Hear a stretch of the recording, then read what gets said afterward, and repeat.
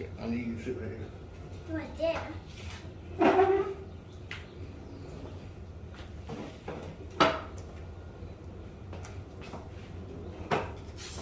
So,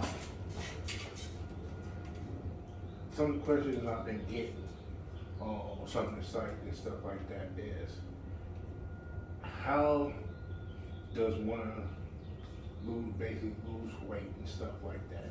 They've been eating clean and then working out, but they're not losing weight. And to me, I personally, I don't believe that, because yes, I'll eat clean myself, but then I know I'll sink into my depression and I'll go eat bad things. Even though the majority of them probably eating clean, but I get moments where I get my depression and I start Everybody eating, does. you know, and I started eating unclean again, but now I jump back to it. But some people say no, they legit cannot lose weight no matter what they do. Okay, if your eating is clean, because it's a change of when you start to do things that is changing your life,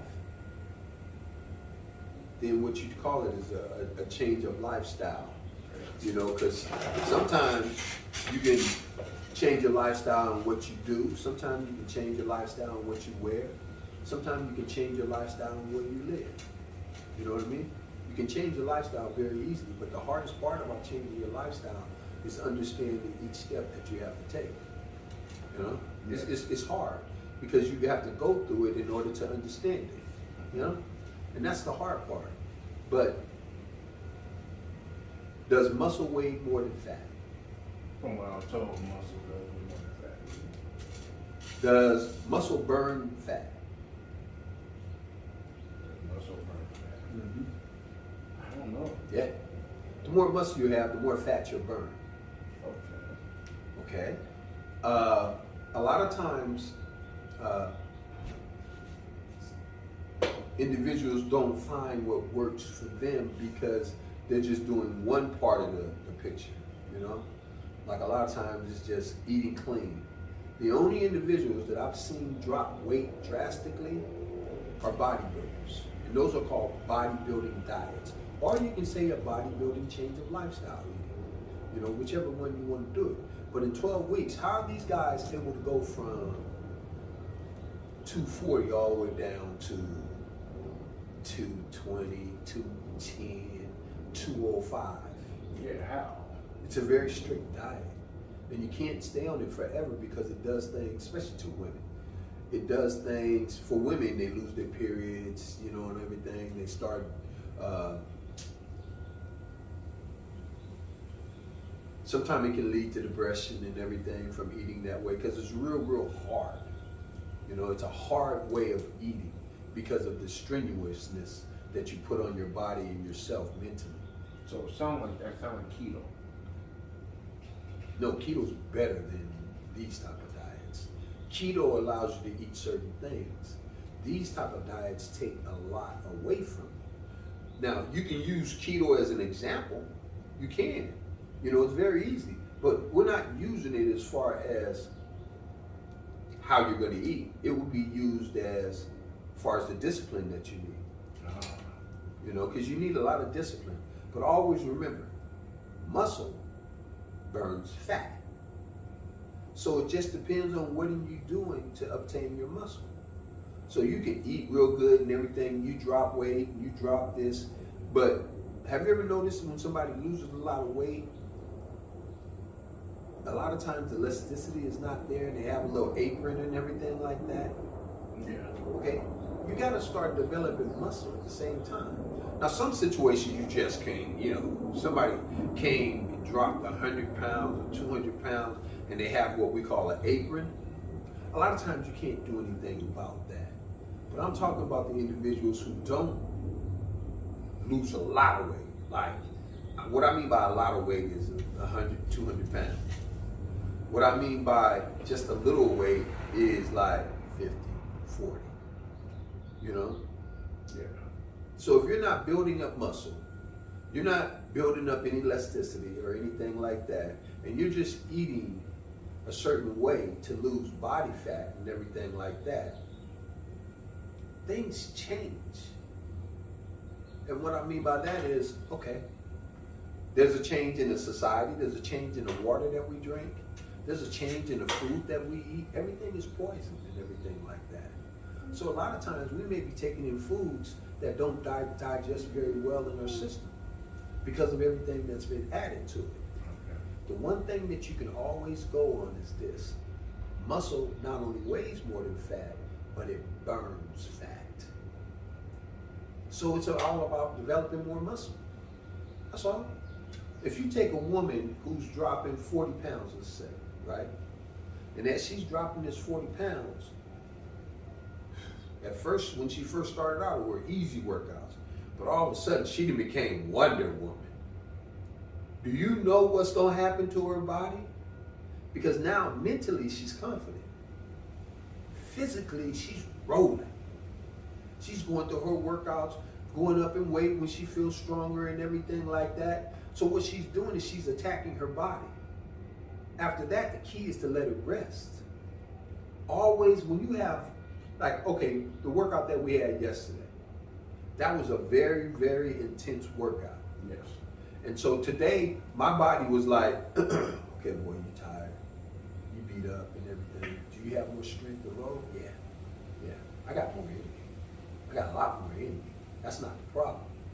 But I also have to look at, I'm 61 years old. The joints aren't what they used to be.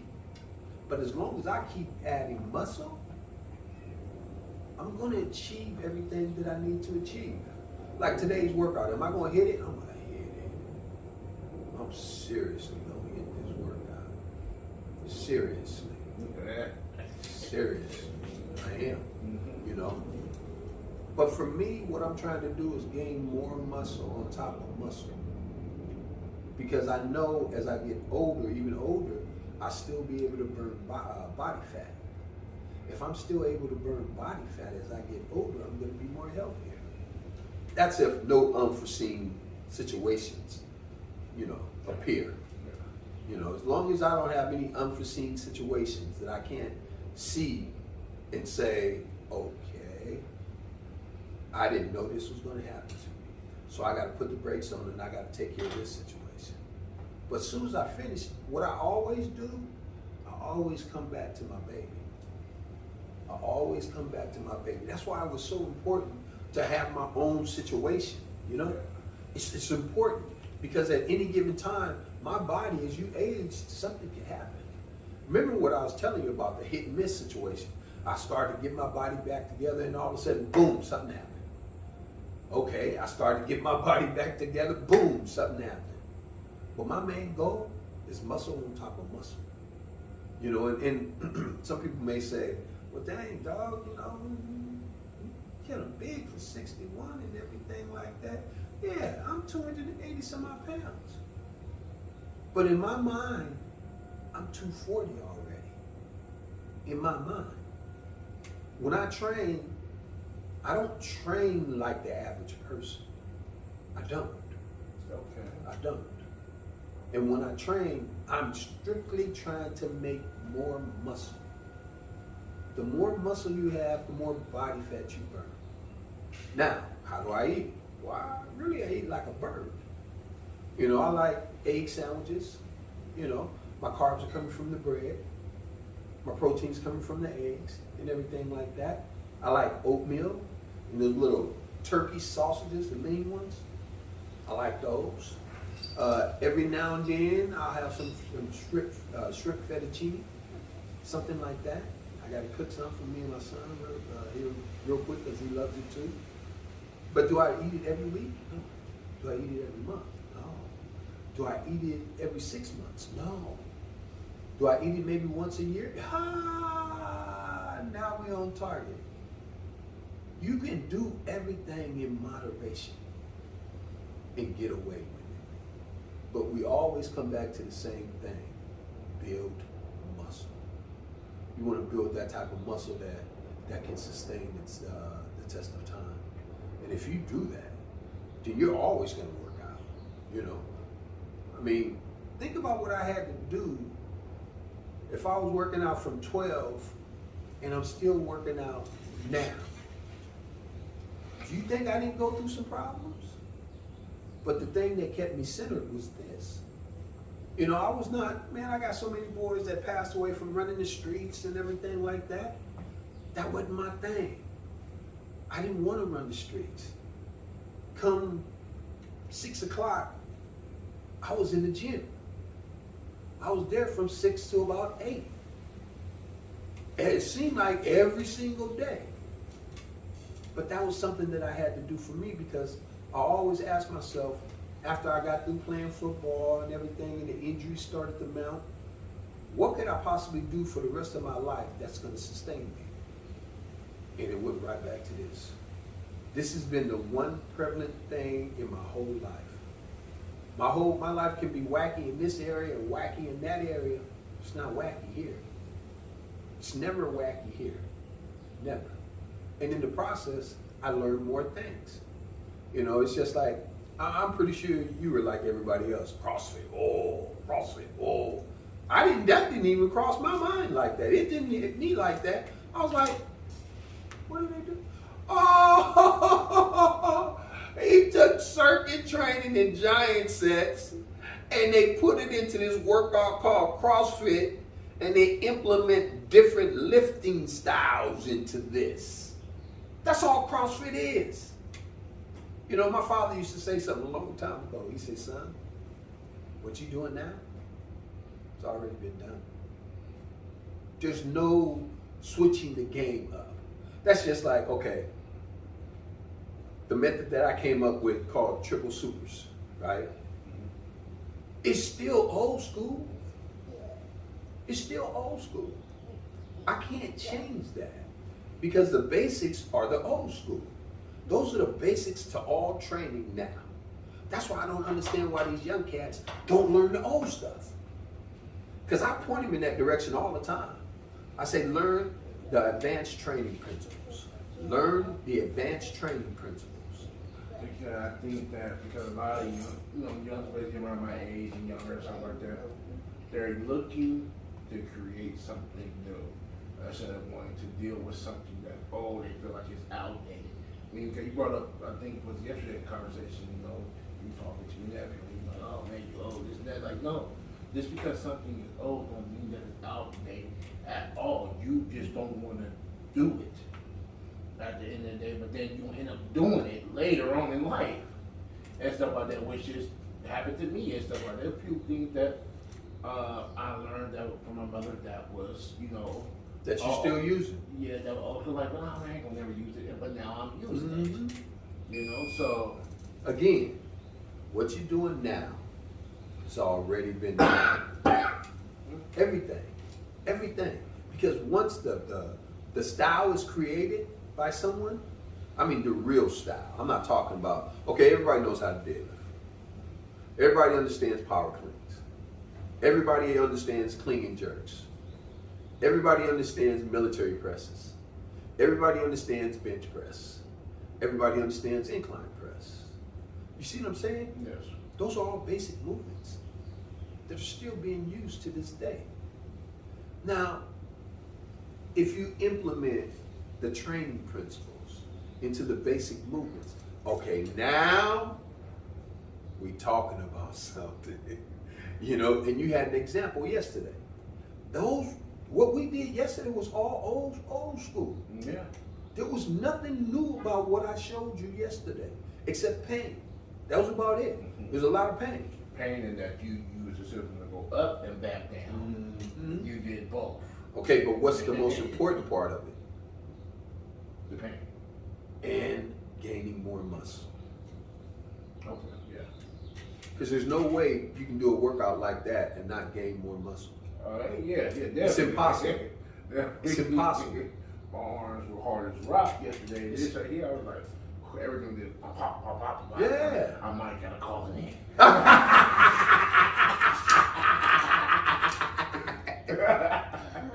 I think where a lot of people trip with me is, even though I've dropped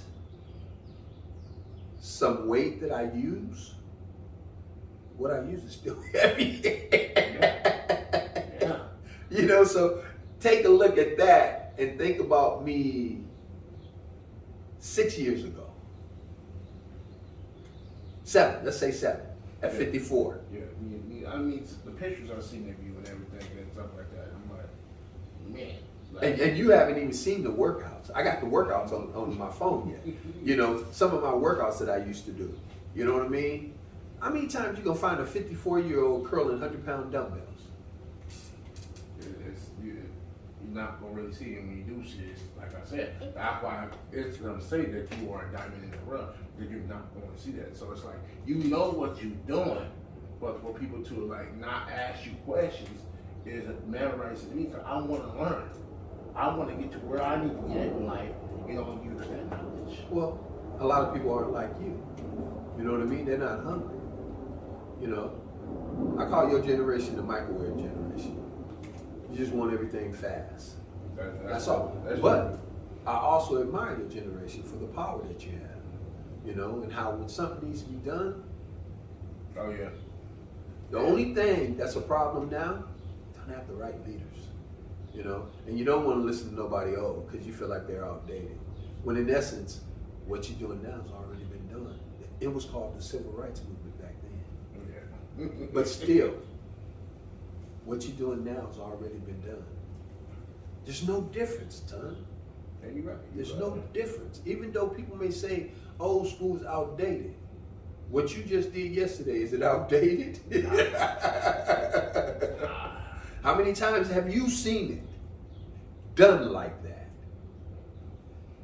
I only seen half versions of what, compared to what you put me through. A half version, like I said, I didn't went up the pyramid, but I never went back down the pyramid like that. So you know what you put me through, and then to still do a circuit training to where I'm going to the medicine ball, and when I'm going to here, and stuff like that.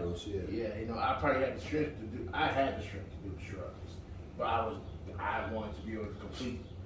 In my mind, I said, I want to be able to complete this training. Okay, don't look at it like that. Never look at it like I want to complete the training. Because sometimes you'll do something that may affect you in a certain way, and all of a sudden you out for 3 months. You know, let your body talk to you. Your body's gonna tell you everything you need to know. If you feel like throwing up, you know it's time to quit. If you feel like a sharp pain, you know it's time to quit. And you'll see me do it. Sometimes I'll do something, all of a sudden I feel a sharp pain, I'll go just like this. I'm finished for the day. Now that comes from experience. Yeah. That's all, because I already know what it leads to after that. You know, if I keep pushing, I'm gonna tear something. If I keep pushing, I'm gonna bruise something. You know, so why go through that when all I gotta do is stop what I'm doing right there, go ahead and let you complete your workout and everything, go ahead and put some ice on it, and 2-3 days later, I'm good to go again. You know, that experience that everybody calls old school, it ain't old. Because last time I checked, even with injuries, what's the first thing they do? What do they tell you that you should do right after something happens where you get injured? Especially if it's soft tissue. What do they say? They said ice. Rice. Rice. Rice. You want to rest it. Right? Okay. You want to rest it. You got to do that. Because if you continue to work on something that you're trying to take care of from rehabilitation stage, it's only going to get worse. See, I didn't know that added them. Now, what comes after R in rice? Ice. What comes after ice? Well, I don't know what's Elevation. You got to elevate it, right? Yeah. R-E, yeah. And then what comes after elevation? What's the last word? Last letter? I don't know, right? You know, R-I-C-E. Oh yeah, R-I-C-E. Okay. The C is contraction. Yeah. You know what I mean? So that's when you kind of like put like the compression socks and things like that. You can bring that into play and everything. So like a massage thing. Well, yeah. Because you got these little machines now that, you know, compress and massage you. A massage on soft tissue that's been damaged is one of the greatest things that can happen. Why do you think that? Okay, when you injure yourself, does your mind send liquid to that area and it swells up? No, it does not. Yeah, it does. Your body swells up because your body is trying to heal that thing. So it sends liquid and everything to protect it. That's why you're in pain when it swells up, you know? But it's sending things to that area just to protect it, you know? So. Okay. I see that. I see that. And so you always have to realize those things. Little things and old things that make you better. Always, man. I don't care what anybody says. Always. You know, so like today's workout, we got bent over rows. Bent over rows, besides deadlifts, bent over rows, I would say is the second best exercise for back. Now, instead of taking our elbows out this time, what we're doing is we're bringing our elbows in to do one-arm dumbbell rows. Remember what I said? Change the angle, and what do? You change the workout.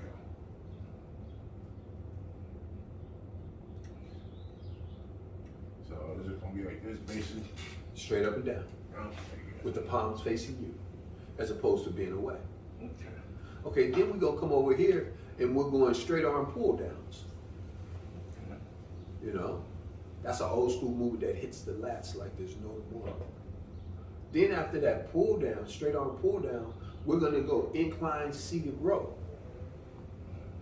You know, on an incline, pulling it down this way with a wider bar than the close grip handle. You know, now part of me wants to say, okay, I want to do a fifth exercise and do some chins. But even that, now that I'm getting back into it, I still got to give myself a break until I get stronger and everything like that. When I get to the point where I'm ripping those out for like 20, then I know I'm strong enough to go to the wide grip. Okay. You know, so I gave myself a baseline to look forward to and to work towards. But everything that you do, Ton, always remember this, man. What you're doing now has already been done.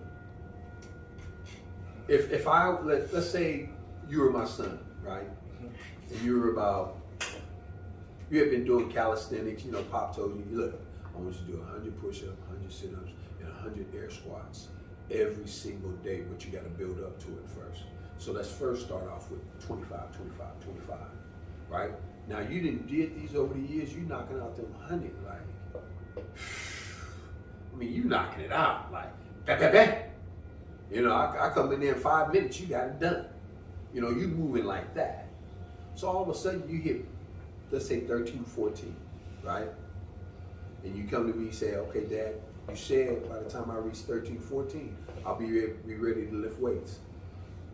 If I had to lift weights with my son, the difference that I would do now, knowing what I know and the research that I've done, I'd have him do Olympic lifting. That's what I have. The clinging jerks, the jerks, all those type of movements that they do in the Olympics. Okay. Because it's such a great overall body workout, you know, as far as compound movements are concerned. You know, if not Olympic, it would be power. I wouldn't let my son touch bodybuilding for about a year.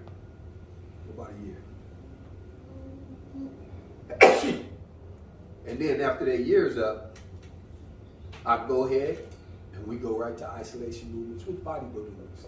I mean, it's still compound driven because you're gonna get your size from compound movements. Yeah.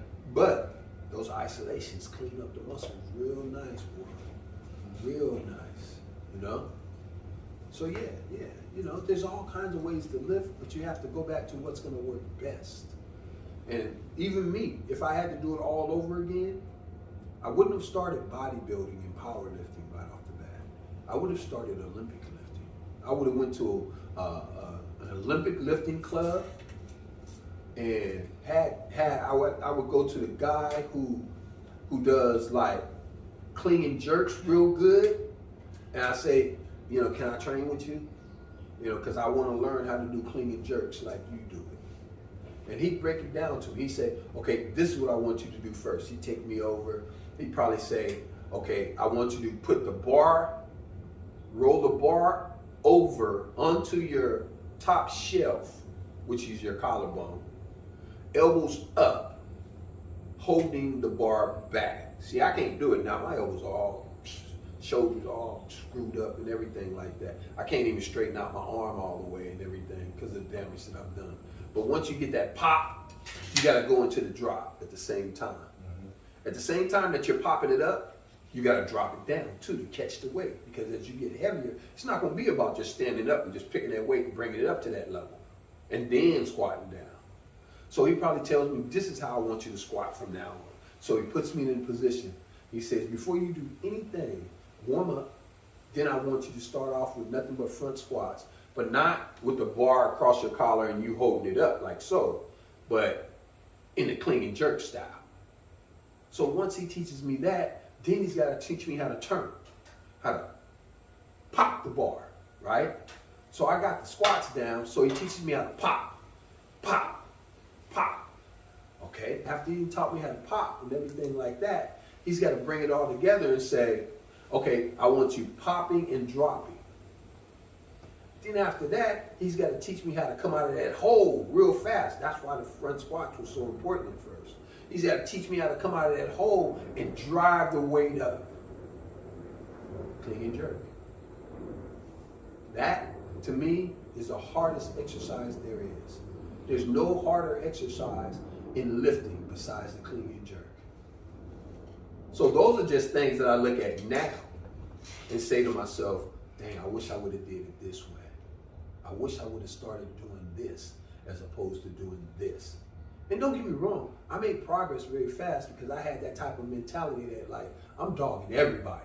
Yeah. Everybody getting dogged in the gym. I used to train with guys who were going for Mr. Universe. I belong to a gym, man, that you may have 30 bodybuilders in this little old gym getting ready for like 3 bodybuilding shows. And I was the little kid on the block that was the crazy kid. You know, that people looked at like, oh, he gonna kill himself. But then when they start seeing the progress and everything, they're like, dang, did he just clean and jerk 315 pounds? Did you see that? Man, this kid is off the hook. Dang, did he just pull up, wait a minute, he can't weigh no more than 230. Did he just pull up 500 in a deadlift at age 21? You know what I mean? Yeah. It's that drive that you have that's going to complete the picture once you know the picture. You know, they say the best on Matrix. You ever look at Matrix? And we'll get started. You ever look at Matrix? Matrix, yeah. Yeah. Okay, remember that part when Lawrence Fishburne said to Neil, he said, Neil, sooner or later you're going to have to understand. There's a difference between walking the path and knowing the path. So what does that analogy tell you? Break it down. So, I believe the difference between walking the path and knowing the path. Because when you first start off on something, I didn't know nothing about basically working out and everything until my brothers and them showed me what a little bit that they knew, and then I met somebody else and met somebody else. So that means you're doing what part of what Lawrence Fishburne said? What is that? That's the part of just walking the path. Exactly. Now that I'm here, it's a lot of things that you're talking about that, I kind of already know, but it's a review and you teaching me more as I'm learning. Because you know why? There was a pothole that you missed. Mm-hmm. You know what I mean? Over here, there was a little dip in the road. Mm-hmm. Over there, all of a sudden, the road was uneven. Down there, man, the road actually went up. The grade got higher. You see what I mean? Yeah. So even though you're walking it, when you know the path, when you know it, you know it. Like, can I learn more? Yes. The only reason I can learn more because I'm open to learning more. Yeah. You know what I mean? But if if the average person came to me and said, how do you do this? How do you do that? How do you do this? What is this? What is that? I can answer their questions with no problem. Because what they're doing now has already been done. There's no difference. Old school is new school. Yeah. If you can dominate the old school movements, you can dominate the new school movements. Like, check this out. If I was on an incline press and I switched it and went boom, and I was doing presses this way. Then I switched it and went boom, and I was doing presses this way. And I switched it and went boom, and I was doing presses this way. Are all of them different? Yeah, they're different angles. You change the workout. Even though I'm on an incline bench. One's gonna hit that like lower chest. You know what I mean? It's gonna hit it real nice. One's gonna hit that outer part of the chest, right out here. And one's gonna hit that upper part of the chest. The way you work the inside is whatever you're doing, bring it together. So you can work the inside on all three movements, but everything is different. And all we did is turn our hand this way, turn our hand this way, turn our hand this way. Like with that board that you got right there, where you got all these different angles. Yeah. Imagine curling with that bar. Yeah, you're gonna hit different angles. And that's what it's all about. Understanding that if anything is new, it's angles. That's it. Everything else is still the same. It doesn't change. But if you change the angle, you change the movement. And it can be slight changes. You can pick your pinky off the dumbbell. Something different is going to happen. Something different is going to happen, because if you're used to holding a dumbbell like this, and all of a sudden you're holding it like this, it changes. It changes. All of a sudden you ain't got that support from right there with the pinky and everything. So it's going to affect your wrist, right? Now, if you can control your wrist and stop it from dropping like that, your wrist is going to get stronger, right? Because you have this one finger that's not on there. Yeah. That's why I don't need much. I mean, I want more in here. You know, I want a preacher curl machine. I want, a pullover machine. I want a leg press machine in here. But do I need it? No. No. I don't need it at all. I don't need it one bit. Because everything that I can accomplish on those movements, I can accomplish with what I have in here. All right, back time. You ready? I'm ready, but this is basically your interview. So go Oh. ahead. So we have here, y'all seen me working out with it for a couple of days. I didn't do this at the beginning of the video because we basically just started talking from the beginning. But this is Paul Malik Sebron. and he been at this for how long? As a personal trainer or just working out? Just working out. Actually, both. Okay. Working out. Wow. 49 years. You did say you was 60. So 49 years.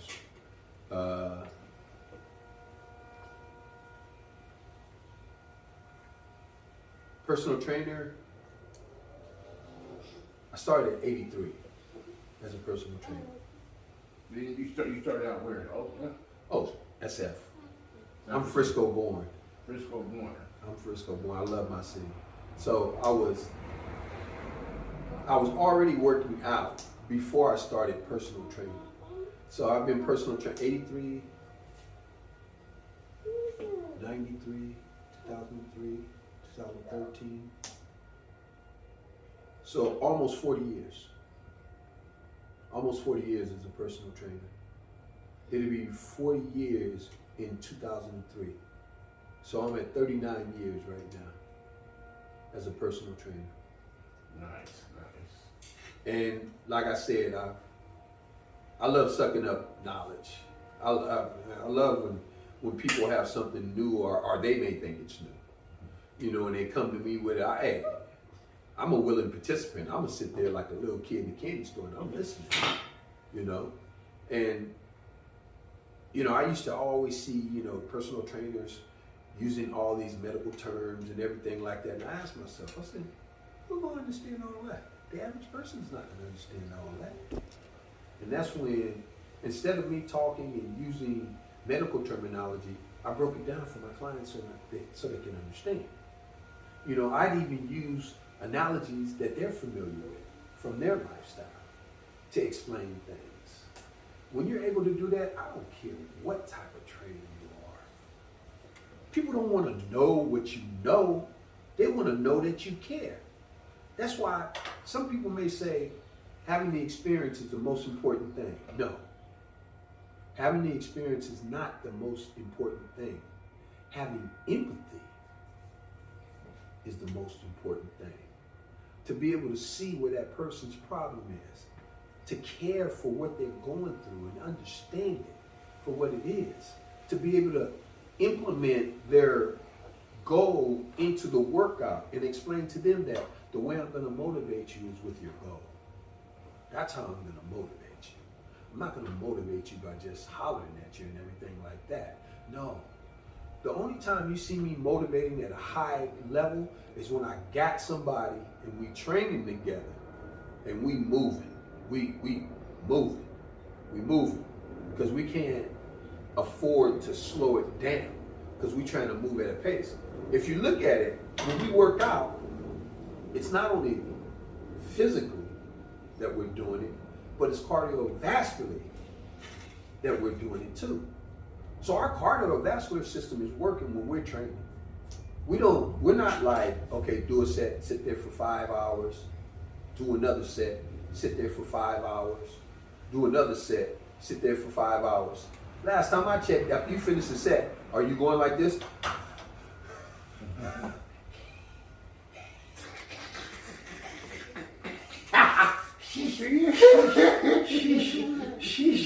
Sheesh. Here we get some water, man. If you drink cold water, it's gonna digest faster in your system. You're gonna enjoy it, man. Okay.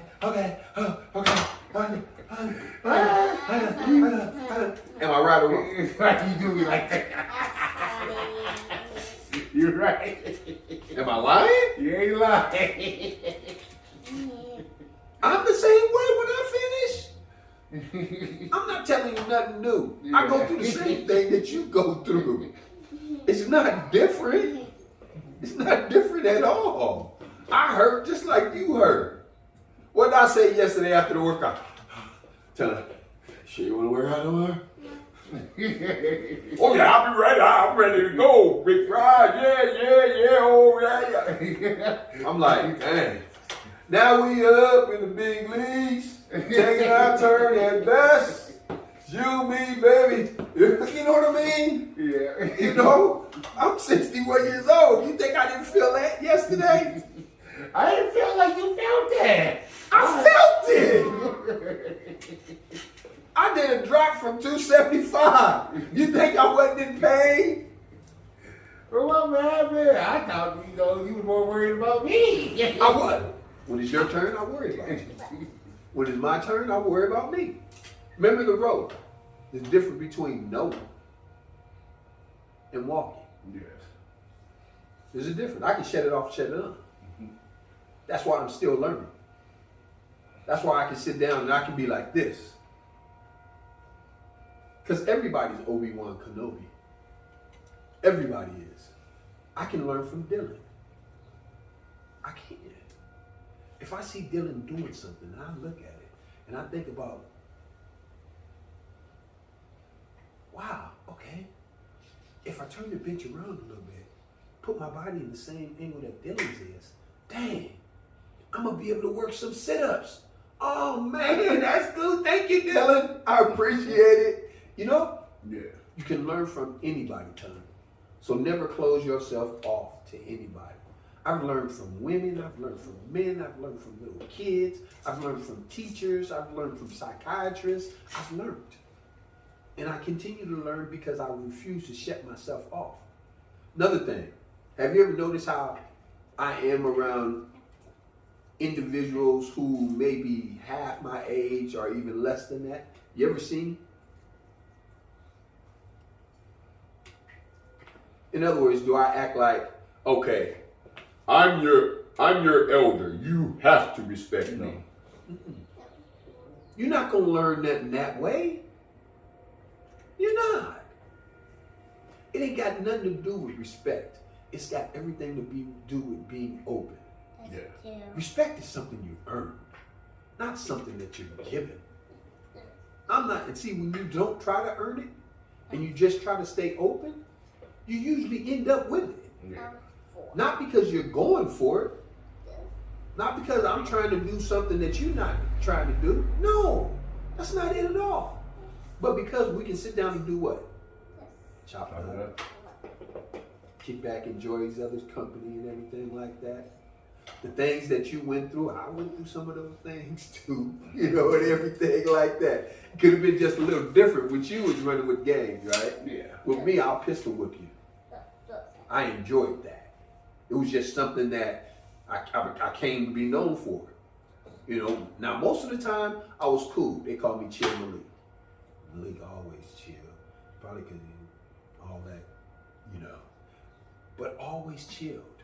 I'm not that one that's, no, I'm that one. Is somebody throwing a brick off the overpass? Is the brick coming towards me? Oh, it's getting ready to come through the window. That's me usually. I'm usually calm and cool with everything. The only thing I have a hard time being calm and cool with is if something is happening to my mom. Call her my weakness. But other than that, I'm usually calm and cool. Oh, or if me and my wife are having a disagreement. But other than that, the way I am right now, us sitting down chopping it up, that's the way I am. You know? Yeah. This is just who I am. And so it's not hard to live this way. Do I work out? Yes. That's part of my life. Do I love kicking it with people? Yes. I'm a people person. I am. Do I love kicking it with kids? Yes. We go right back to the same thing. I'm a people person. It don't matter how old they are. Age has nothing to do with it. You know, some people say age is just a number. Now, don't get me wrong. I think that's a good analogy. I really do. But you forget about things. And that is what it took to get to that age. That changes everything. What's up? You okay? That changes everything. Like, nobody understand that the way I tortured my body, all of a sudden I needed 2 knee replacements or a hip replacement because I was just that hard on my body. Nobody understand that. But what does that do for me? If you got a knee problem, can I help you? Yes, you can. If you got a hip problem, can I help you? Yes, you can. If you got shoulders and elbows problems, as a trainer, can I help you? Yes, you can. So all of a sudden, my knowledge has expanded because of what I had to go through. See, that's the difference between age is just a number. Yeah. You know, you got to understand what a person went through. If you don't understand what a person went through, you really can't make that judgment. You can't. Because how do you know what the person went through? True. So you really can't say age is just a number. You have to say pain. Now, pain is a very common denominator of age. Because pain will change you. You have to learn how to live with pain. You have to accept pain. Because if you don't accept pain, think about this. They replaced both my knees before I hit 60. Was I in a lot of pain? Yeah. For a long, long time, I was in a lot of pain. They replaced my hip before I turned 60. Was I in pain? Yeah. So Aaliyah can make that statement, age ain't nothing but a number. You know, I think she was the one who did it. But until you know what that age contains and what that person has gone through to get to that age, most people are different, but aging causes pain. Yeah. And you have to know how to live with that pain. Because if you can't live with that pain, you're not going to achieve most of the things that you like to achieve. Because a lot of things are painful, be it mentally or physically. Don't matter. There's going to be pain involved. In this life that we live, there's pain. You go through it, I go through it, Dylan goes through it. We all go through pain. And that pain is what makes us. It's what drives us. It's what makes us human. Yeah. Like, okay, I was offered a job in San Francisco in the Castro district, making $100,000 a year. Now, do I want to go and do that job and everything like that? Yeah, I really want to go and do it. They looked at me and somebody from the olden days said, look, if you can find this person, you can find this person. You know, he's still in California from what I hear, and he's supposed to be in the Sacramento area. If you can find this person, what he will do to your personal training staff, and he don't even have to be the head trainer. What he will do to your personal training staff is take everybody to another level. Not because he's trying to whoop and holler and try to become the best, but because of how he does things. He changes everything. Oh, and I'm not going to tell you that he don't love to work out at his age. He loves to get in there and mix it up like he's going to war. So what is that going to do to your personal training staff? If they see somebody there all day, and the only thing he says is, I got to fill up my schedule. I need 10 to 14 clients. And all I want to do is work on Monday, Wednesday, and Friday. So that means 10 to 14 hour days on Monday, Wednesday, and Friday. Do I have 4 days off? Yes. But look at what I'm doing. I'm putting 40 some odd hours in 3 days. Yeah. 10 to 14 hours. You know what I mean? 14 being what I'm really shooting for. That's a lot of time in the gym. You better love being in it. Somebody better love being in it. Because if you don't love being in the gym, if you don't love everything about the gym, you're not going to make it. Not as a trainer. That's got to be your home, your second home. That's got, in my case, you know, part of my home. So yeah, I understand that. Yeah. I understand that. That get ready to be your second home. Yeah. So, what? You know, once we start working, I'll get you somewhere. Okay. Yeah, we gonna don't worry, Dylan. We're about to get started. You know, Pops just wanted to make sure I, you know, did this introduction.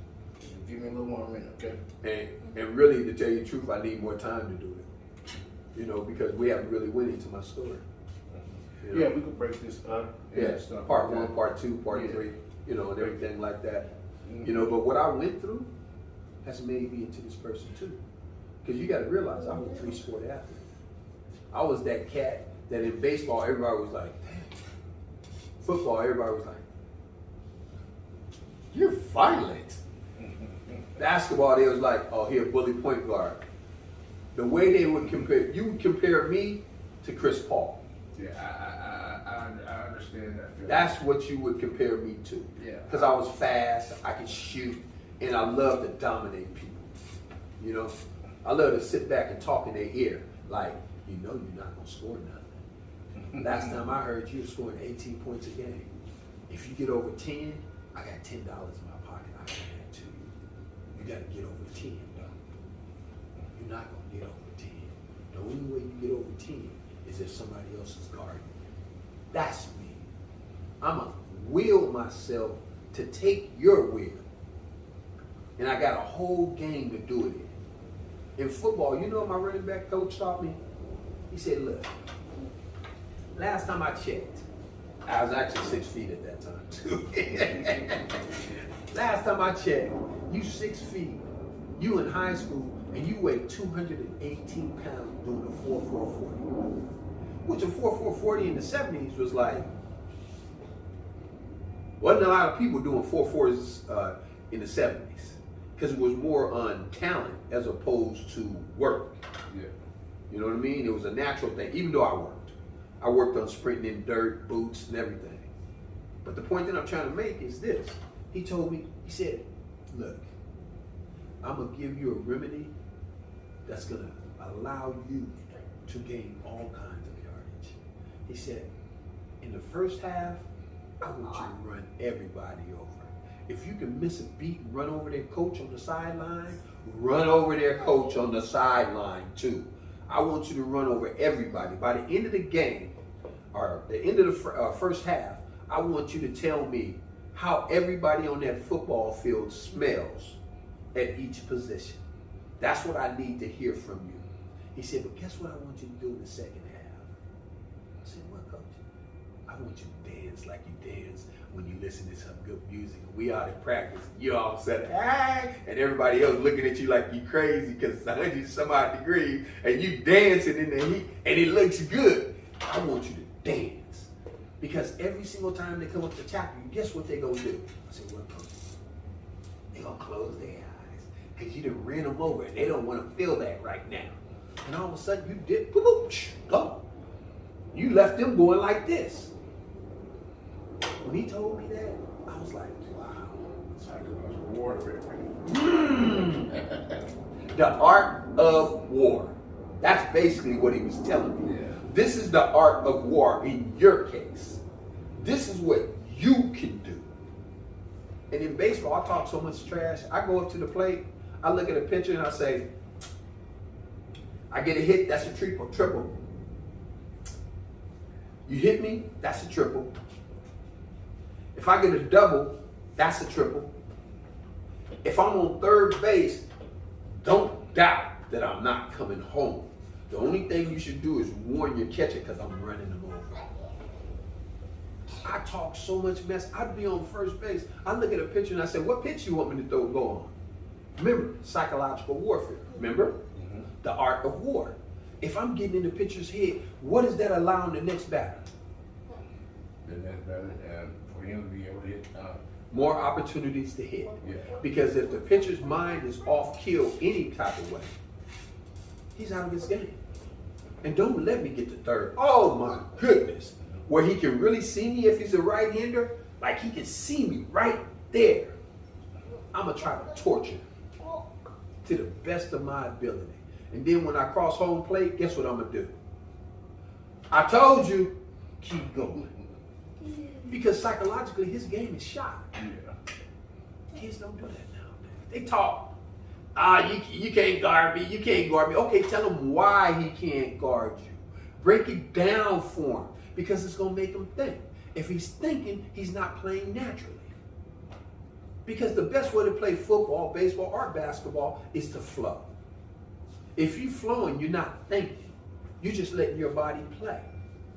And you're playing because it's natural to you, because now you know how to do it. Bruce Lee came up with an analogy that was off the hook. He said, be like water. Yeah. I was like, that makes so much sense. Be like water. What does water get into? Water freezes, it can go fast, it can slow down, it can be calm. It can get into cracks. Yeah. It can get into doors. It can break boulders. Be like water. And that's what I try to be. I try to be able to adapt to anything. Anything. And I'm not going to say it's easy. Because some things may touch you a little more than other things. That's true. You know what I mean? That's true. So yeah, be like water. Yeah. But that's a good analogy to end this song, because I'm going to get into training, but we will pick back up on your interview. Like I said,